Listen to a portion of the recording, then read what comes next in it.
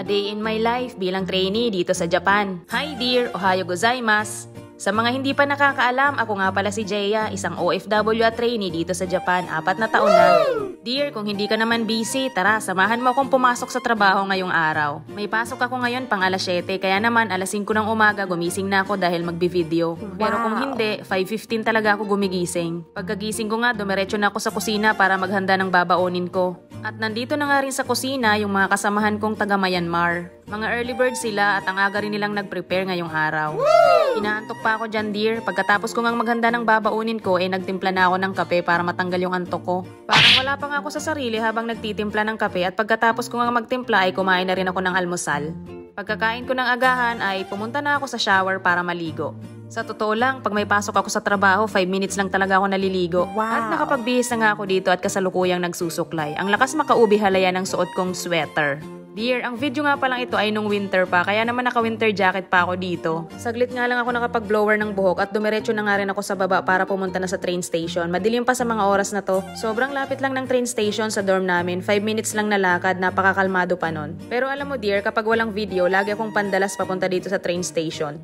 17 minutes lang pala yung biyahe mula sa malapit na train station sa dorm namin papunta dito sa hintayan ng bus. At sobrang lapit lang din talaga ng bus station kung saan kami sinusundo ng aming shuttle service. At saktong dumating na rin yung shuttle bus namin habang papunta ako sa hintayan. Ganito nga pala yung eksena namin dito tuwing umaga. Marami kami ditong nakapila para sumakay sa shuttle bus. Meron din pala kaming mga ka-work na hindi trainee kagaya ni Mami Myla. May mga katrabaho din kaming mga Pilipino na matagal ng residente dito sa Japan. Sa mga oras na to ay nakaupo na ako sa upuan ko dito at kahilera ko nga pala si Sarah. Maya-maya ay bumiyahe na nga rin kami papunta sa company. After 15 minutes, nandito na nga kami at pababa na sa bus. Malapit lang talaga yung company namin tapos wala pang traffic. Ito nga pala yung company namin, ang Asahi Wellness Food Corporation. Ang ginagawa namin dito, mga pagkain. Ito ay ang mga obento kung tawagin dito sa Japan. Ang obento ay mga ready-made meal na pagkain na dinideliver sa iba't ibang establishments dito sa Japan. Meron din kami ditong ginagawa na osechi. Ang osechi ay karaniwang kinakain ng mga Japanese tuwing New Year. Pagdating namin sa company, nagpapalit kami ng inside sleepers. Tapos, didiretso na kami sa aming mga time card para mag-self-check. Araw-araw nga pala namin itong ginagawa bago pumasok sa work area. 6:42 AM pa lang kaya hindi pa pwede mag-time in. 6:46 AM kasi kami allowed na mag-time in dito. Kaya naman, dumiretso na muna ako sa kantin para iwanan yung aking daladalang baon. Ito nga pala yung malawak naming kantin dito sa company. Ang aesthetic lang dear, di ba? Meron nga pala kami dito mga refrigerator kung saan pwede naming iwanan yung mga baon namin. At dahil puno na yung isang ref, dito na lang ako sa isa pang refrigerator mag-iiwan ng baon ko.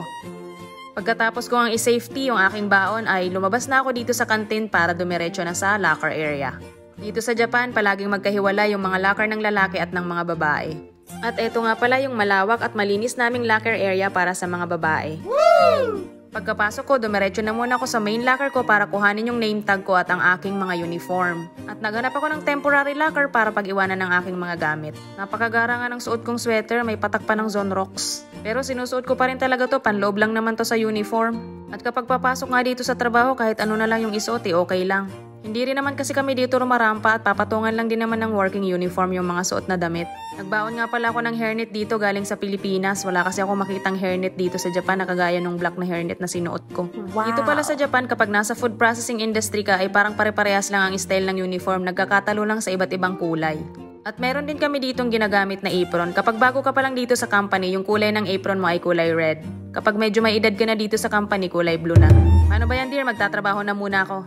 Makalipas nga ang 5 oras ay bumalik na ulit ako sa locker para mag-break time. Wow. Siyempre, ito yung pinakapaborito kong part ng pagtatrabaho dito sa Japan or kahit sa Pinas man.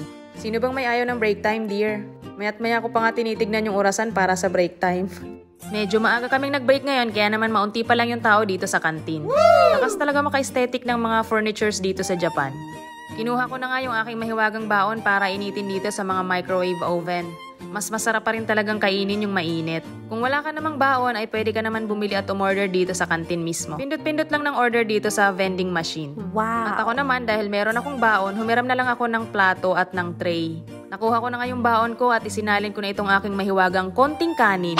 Wala kanin is life ako dear. Ang baon ko nga palang ulam ngayon, sinigang na hipon, ay for the vlog. Wow. At sila nga pala yung mga kasabayan kong kumain. Mga senpai ko sila at kami ay mga tagahiwa. For the gutom na nga ako dyan dear, kaya naman itadakimasu na. Iba talaga ang mga ngiti sa labi kapag break time. 1 oras nga pala yung break time namin dito sa Asahi. Pinaspasan ko na nga pala yung pagkain ko para naman makapunta na ako dito sa locker at makahilata na. Dito sa locker namin meron ditong mga higaan kung saan pwede kang magsiesta. Maya-maya pa pumasok na rin ulit kami sa production. At pagkatapos pa ulit ng ilang oras, nandito na ulit ako sa locker dahil tapos na yung pagtatrabaho ko ngayong araw. Dear, pasensya ka na, hindi kasi pwedeng i-video yung pagtatrabaho namin sa loob ng production. Wala nga pala akong overtime ngayon, alas 4 ng hapon ako umuwi kaya naman for the go. Hindi masyadong pagod today, 7 AM to 4 PM lang ang trabaho. Kaya naman excited na akong umuwi. Ang sarap din talaga lumabas ng trabaho na maliwanag pa. At habang bumabiyahe ay nakaisip ako ng bright idea dahil maaga pa naman. Hindi nga muna ako umuwi at dumiretso sa dorm, kundi pumunta muna ako at dumaan dito sa Rinco Town para maglakad-lakad. Wow. Hindi talaga ito yung daily routine, kundi yung pag-uwi na talaga ng diretso sa dorm. Pero dahil maaga pa nga nung araw na to, ay dumiretso na ako dito para dito na rin mag-dinner. Dear, paminsan-minsan lang to ha, kaya naman dito ko na naisipan kumain sa Otoya. First time ko nga lang din dito kumain, kaya ginaslight ko na rin yung sarili ko. Sabi ko, deserve ko to kasi nagtrabaho naman ako ngayon. Kaya ang in-order ko 1,400 yen. Wow. At ito nga pala yung mga pagkain na yon, mukha namang masasarap talaga itong mga nakahain dito sa harapan ko. As usual, what you see is what you get doon sa menu. Kaya naman hindi na ako nag-atubili pa, sinimulan ko ng kumain. Buti na lang dito sa Japan, walang nagpipicture sa'yo kapag mag-isa kang kumain tapos kakaptionan ka ng lonely. Masarap din pala dito yung pagkain sa Otoya. Ngayon lang ako nakakain dito kaya naman naubos ko na agad yung kanin ko. Hindi ko na nga maalala kung ano mga tawag doon sa kinain kong mga ulam. Pero syempre hindi ko makakalimutan na masarap talaga yung kinain ko dyan. Meron din pala akong in-order na dessert, talaga naman for the 1-4. Para lang itong leche flan natin at masarap din talaga ito. At sa sobrang sarap nga ng dinner ko ay nasimot ko talaga lahat ng aking in-order. Busolve ng person at pwede nang umuwi para matulog. At maya-maya pa nga ay nag-decide na nga rin akong umuwi at ginabi na nga ako pagdating ko dito sa dorm. Umalis ako kaninang umaga na madilim pa at umuwi ako ng madilim na rin kahit maaga akong natapos sa pagtatrabaho. Pero deserve naman talaga nating i-treat yung ating mga sarili pagkatapos nating magtrabaho, hindi ba? Pagkadating ko nga sa bahay ay nagsipilyo na ako at naghilamos at pagkatapos nun ay nagbihis na ako ng aking pantulog. At hindi ka nga namamalikmata dear, yun ulit ang aking pantulog. Pasensya ka na, nag-uulit talaga ako ng pantulog kasi sayang naman, di ba? Wow. Siyempre bago tayo matulog, magpasalamat tayo sa Lord sa isang buong maghapon. Siyempre salamat din sa iyo dear kung nakarating ka hanggang dito. Good night dear, sa susunod ulit. Salamat sa panonood!